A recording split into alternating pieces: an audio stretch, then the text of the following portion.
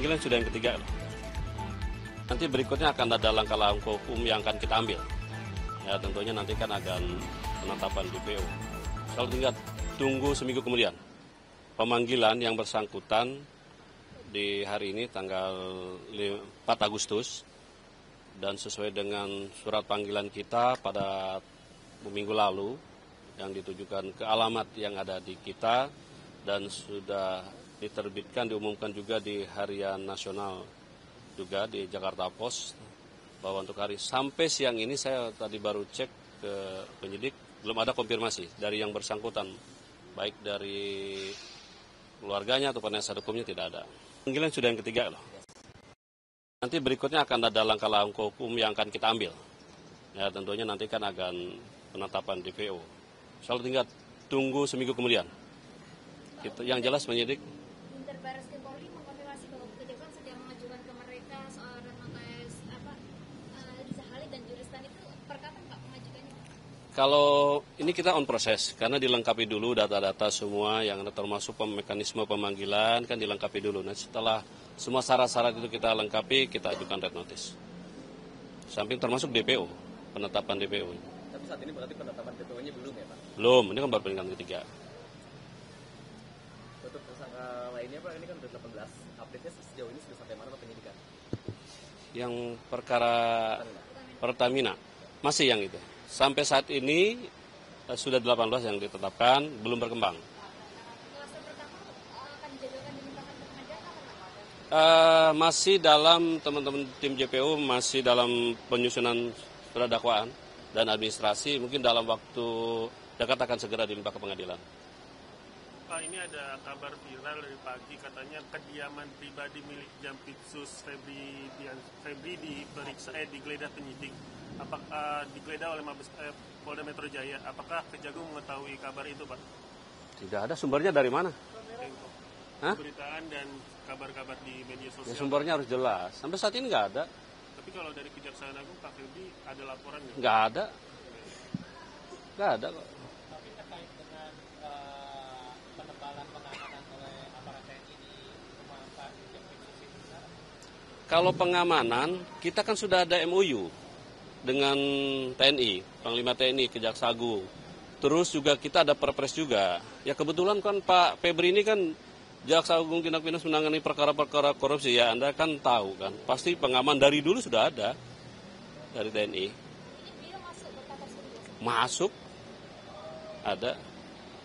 Iya. Ada lagi? Pak, kemarin tanggal 1 kan pemeriksaan Wilmar, Pak, di kasus beras. Itu dia hadir nggak Pak perwakilan dari PT Wilmar itu, Pak? Nanti saya cek kayaknya sih hadir, kayaknya hadir. Seingat saya kayaknya hadir, belum ada. Hadir kayaknya. Ada yang mau dipanggil lagi nggak soal kasus penyelidikan beras ini, Pak? Sementara belum. Penyidik lagi, teman-teman penyidik lagi fokus dulu penuntasan perkara-perkara lain. Termasuk kan ini Seritek, Pertamina, terus juga Diknas. Ini kan juga butuh segera karena kan sudah ada penahanan semua, dikejar-kejar waktu. Kan keterbatasan penyidik terbatas, perkara kan banyak, tersangkanya banyak. Soal perkara pertamanya ada penggeledahan baru nggak sih Pak? Ada namanya. Ya ada Pak. Tetap ada di pihak yang terkait ya. Klaster 1 tersangka 1 Pak? Ada yang kayaknya sih. Enggak, kayaknya yang 2 deh. Kelas 2 kayaknya sih ya. Tapi nanti saya pastikan, takut salah saya. Ada. Di kantor atau rumah atau bagaimana? Di rumah kayaknya. Berarti baru belum sampai seminggu ini Pak ya penggeledahan itu Pak? Belum. Jakarta Pusat, Jakarta Selatan, Jakarta Utara? Aduh. Masih di wilayah Jakarta gitu aja. Siapa ya? Pak, besok kabarnya Fiona Handayani diperiksa lagi Pak dalam kasus korupsi Chromebook. Apa benar, Pak? Nanti saya cek. Fiona kan salah satu saksi di perkara Chromebook ya. Yang bareng dengan GT ya. Baik ya, nanti saya pastikan. kalau Nadiem Pak, ada update kapan? Sementara Nadiem ini kan pada saat itu kan menteri, membuat kebijakan kan. Nah tentunya kan di sini kami penyidik sedang tetap berjalan sampai saat ini baru 4 yang jadi tersangka. Ya kedepannya kita lihat nanti apakah fakta hukum nanti yang jelas pasti penyidik akan mendalami sampai sejauh mana peranan yang bersangkutan nantinya seperti apa. Ini belum dijadwalkan kembali. Saat ini belum. Pak, kalau kasus korupsi beras itu Pak, indikasinya sejauh ini pasal 2, pasal 3 atau surat gratifikasi sih Pak? Pahami, di kita baru penyelidikan. Sifatnya masih klarifikasi. Tapi kalau indikasinya? Ya sementara kan masih klarifikasi nih. Kita tuh teman-teman penyidik pengen memahami, kan kita kalau terkait dengan tindak pidana oplosan beras kan teman dari rekan-rekan dari Satgas Pangan yang sudah menetapkan, sudah naikkan penyidikan dan bahkan sudah menetapkan tersangka. Nah kalau di kita penyelidikan kita kan karena sesuai dengan kewenangannya kita masuk mencoba dugaan tindak pidana korupsi, baru dugaan ya. Kita sifatnya klarifikasi, diarahkan kita penyelidik ya memasuki ke bagaimana nanti proses itu. Ini sifatnya klarifikasi aja. Pak, soal pembebasan Tom Lembong Pak, menurut Kejagung apakah sebaiknya terdakwa lain juga mendapatkan hak yang sama Pak?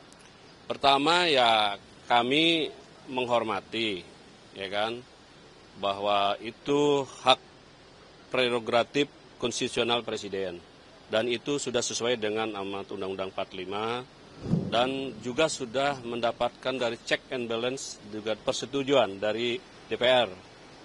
Dalam hal ini bahwa perlu kemudian ditindaklanjuti dengan Kepres. Jumat malam kemarin kita sudah menerima Kepres di Kepres nomor 18 tahun 2025. Di mana dalam bunyi Kepresnya itu terstate memutuskan segala proses hukum dan akibat hukum terhadap saudara Thomas Trikasih Lembong ditiadakan. Bukan membebaskan ya. Karena kalau membebaskan ranahnya pengadilan, ya kan? Artinya ditiadakan di situ. Nah terhadap tadi yang Anda tanya terhadap tersangka atau terdakwa yang proses itu tetap berjalan, kan ini kan sifatnya personal. Tidak kalau di situnya disebut di Kepresnya cuma satu orang, ya kita proses tetap berjalan, kita tetap sidangkan sebagaimana mestinya.